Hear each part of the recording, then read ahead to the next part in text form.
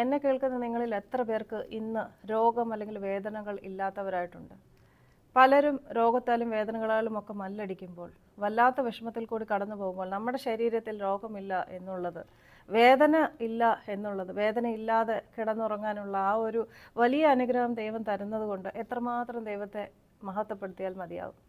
സങ്കീർത്തനം 103 ദാവീദ് പറയുന്നത്, എൻ മനമേ യഹോവയെ വാഴ്ത്തുക, എൻ്റെ സർവ്വ ആന്തരംഗവുമേ അവൻ്റെ വിശുദ്ധ നാമത്തെ വാഴ്ത്തുക.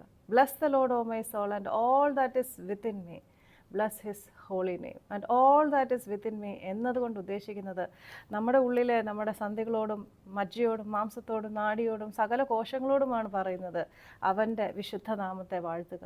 അവന്നിട്ട് സകല രോഗങ്ങളെ മോചിച്ച് തന്നതുകൊണ്ട്. ഇത് രോഗമുള്ളവർക്കും വേദന ഉള്ളവർക്കും ബാധകമായ കാര്യം തന്നെയാണ്.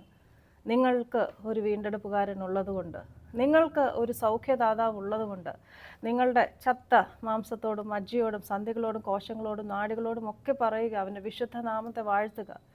അവൻ്റെ സൗഖ്യം നിങ്ങളുടെ ശരീരത്തിൽ കണ്ട് അവനെ മഹത്വപ്പെടുത്താനുള്ള കൃപ അവൻ തരുന്നത് തന്നെയായിരിക്കും. ഒരിക്കലും വിശ്വാസം കൈവിടരുത്. നിങ്ങളുടെയൊക്കെ ശരീരത്തിൽ ദൈവത്തിൻ്റെ സൗഖ്യം നിങ്ങൾ കാണുന്നത് തന്നെയായിരിക്കും.